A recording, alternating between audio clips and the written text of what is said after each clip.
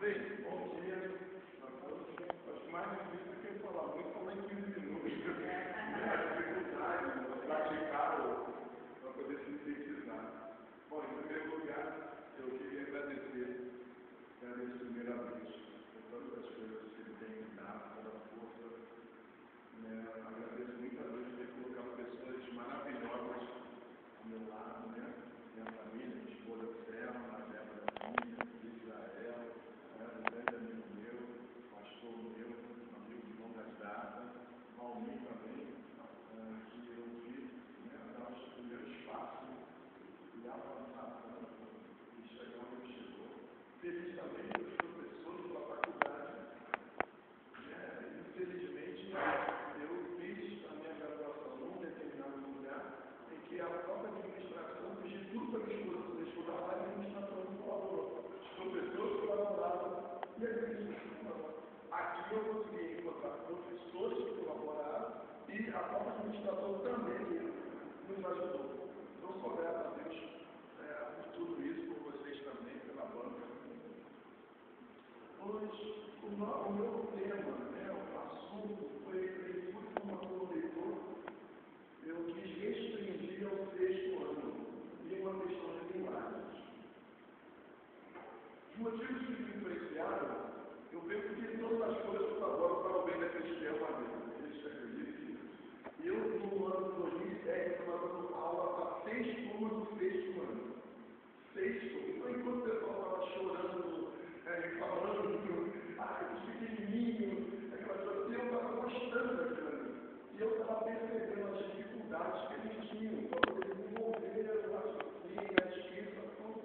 E dentro dessas 6 turmas, são 4 turmas de escolas públicas e 2 turmas das escolas particulares. Mas principalmente as públicas, a grande dificuldade deles era de leitura. Eu, precisando ajudá-los, pensando em ajudá-los, comecei a pesquisar sobre leitura nela. Nós temos um tempo muito amplo, eu restringi ao máximo ao 6º ano. Então, muitas das coisas que eu escrevi foram experiências próprias que eu estava dentro da sala de aula, outras que eu também não escrevi, mas foi tudo dentro de sala de aula, dentro do convívio, vendo minhas falhas, vendo as dificuldades, para que pudéssemos chegar ao bom resultado. Bem, eu não consegui encontrar um livro, uma teoria, um teórico que trabalhasse essas 3 dessa forma, trabalhasse a linguagem, como linguagem verbal, não verbal e mista. Eu não consegui, eu tive que pegar vários teóricos, 3, falando de leitura, tudo para juntar naquilo que eu estava pretendendo fazer.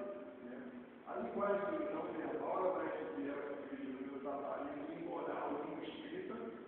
Então, eu comecei a trabalhar nessas turmas com a língua, ou linguagem verbal, a língua oral. Eu lembro muito bem das nossas amigos, mas tudo que eu aprendi aqui, eu acho que o pressuposto da boa escrita, eu acho que é a boa oralidade. Sem oralidade, como é que o aluno vai se desenvolver? Eu vi também muitas das vezes e eu não esqueci sobre a aula de língua de estrangeiros. Que na língua estrangeira o pessoal não aprende a falar, porque ele aprende a gramática, aprende a escrever. Só que a gente muda o curso natural das coisas. O curso natural das coisas é o ser humano aprender a primeira coisa a falar, para quem aprende a falar, não aprende a escrever. Tanto é que a criança entra na escola, principalmente no 6º ano, ela não ensina ela a falar, compor o enunciado para se expressar, se ensinar a escrever. Então eu comecei a trabalhar a oralidade com eles, leitura de jornal, leitura em grupo, leitura de poesia, a leitura de notícias de jornal, comecei a trabalhar, como lá na frente eu falo, o pragmatismo, ficcionalidade, a opcionalidade, então comecei a trabalhar dessa forma. A linguagem não verbal, eu também, eu luto para dar um 6º ano, mas eles vão colocar no 3º ano e no 9º ano, sempre assim na escola. E no 3º ano, pela escola do Enem, concurso público, essas coisas todas, eu noto que eles, hoje em dia, eles querem aquela questão de leitura de mundo. Eles não querem apenas uma leitura da língua escrita apenas.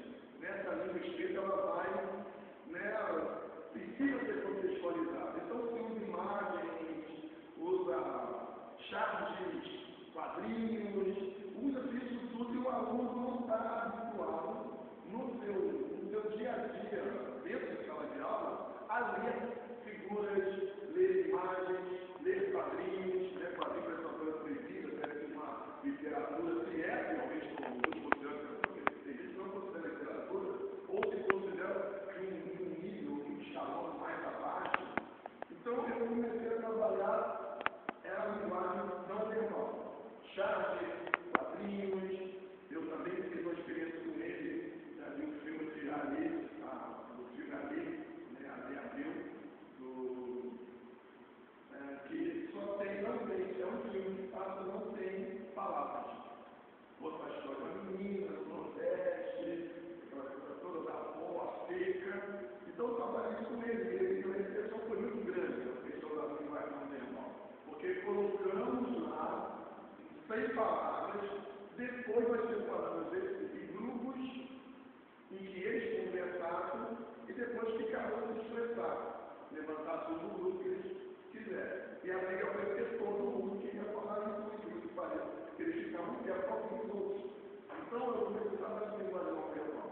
E eu vi que nas aulas de matemática, que o professor usava mais gráficos, em outras aulas que usavam mais figuras, eles começaram a ter um desenvolvimento melhor. Né? Na linguagem mista, né, que eu trabalho foi fundamentado em linguagem, né, a leitura, a formação desse leitor. É uma questão de linguagem, nós três etapas: linguagem verbal, língua oral, língua escrita, linguagem não verbal, né, basicamente imagens, desenhos, quadrinhos, charges, e a linguagem mista, que alguns não consideram como uma outra linguagem, mas eu considero a linguagem mista como uma fusão das duas, criando um outro tipo de linguagem, que no caso, os quadrinhos, né, principalmente os quadrinhos, eu também lembrei para a sua de aula alguns mangás, né, inspirados pelo meu filho Israel, que gosta de mangás. Ele me ensinou a ler os mangás, né, para ler mangás, de trás para bem, de baixo para cima, né, eu percebi também que na turma da Mônica Tim, né, o Souza também começa a usar algumas daquelas configurações, né, tira aquele, né, o retângulo, aquela coisa tradicional, e começa a usar um outro aspecto, né, dos mangás. Então, basicamente, eu trabalhei no ano de 2010, né, todas essas 4 turmas em cima dessa linguagem. Né, sala de leitura,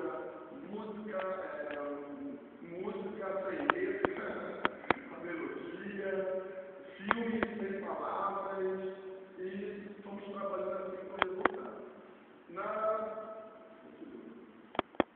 Bom, a minha conclusão, primeiro, em relação a mim, eu preciso pesquisar mais sobre isso.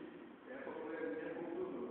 É uma área que me intriga, é uma área que mexe comigo, é uma área que eu percebi, né, principalmente na área onde eu atuo, que é o segundo segmento do ensino médio, porque como eu pego esse nome, eu vejo que se, digamos, eu trabalhar com esses mesmos alunos no 6º ano, quando eu chegasse no 3º ano, eu não teria dificuldade de passar um quadro de algum pintor, Picasso, alguém, né, Michelangelo, alguma coisa, né, eles tivessem tanta dificuldade em ler a expressão facial da Mona Lisa, o cabelo, as cores que tem ali. Então, o meu aluno ele tem uma dificuldade incrível de ler determinadas coisas, digamos que para outras pessoas que tiveram esse ensino, uma coisa mais fácil, mais acessível, não é uma coisa tão estranha, leitura de imagens, palavras, misturar esse segmento. Essa foi a minha primeira conclusão que eu cheguei. A segunda é que eu, como professor, preciso me especificar nisso. Eu acho que cada professor cheguei a essa conclusão que a falta, né, a ausência de se trabalhar todos esses segmentos, né, de a língua escrita, a oralidade, as imagens, a mistura dos dois, né, fazendo uma linguagem mista, dificultem muito o aluno no seu segmento, né, para chegar ao terceiro, ao médio, até mesmo na faculdade. Eu, na faculdade, eu tive um certo confronto, assim, cara, de imagem, porque eu estava acostumado a escrever, a estudar, ler, pegar o texto escrito e ler e decodificar. Primeiro começar pela decodificação. Mas depois existe contexto, existe algo que não está escrito, mas que vai influenciar aquela leitura. Então, para terminar, uma das coisas que nesse tempo todo ficou no meu coração foi sobre o amor. E na Bíblia, na 1 Coríntios capítulo 13, o apóstolo Paulo, primeiro e segundo versículo, ele diz: ainda que eu falasse a língua dos homens e dos anjos e não tivesse amor, seria como metal soa ou como sino de sino. E ainda que tivesse o dom de profecia e conhecesse todos os mistérios e toda a ciência, e ainda que tivesse toda a fé de maneira tal de transportar os montes, e não tivesse amor, nada seria. E isso foi aquilo que me moveu esse tempo todo. Né? Lidar com o público nunca é fácil, né? Lidar com crianças, pequenininhas, e a área da minha formação, no local onde eu estou, são crianças carentes, questões familiares, né, que nós já conhecemos, que acontecem, famílias separadas, e influencia muito a criança. A criança rebelde, briguenta, aí vai dizer falta aqui. Então, eu queria só concluir minha fala, dizendo que isso aqui é o amor de Deus, o amor de Deus colocou no meu coração, e foi isso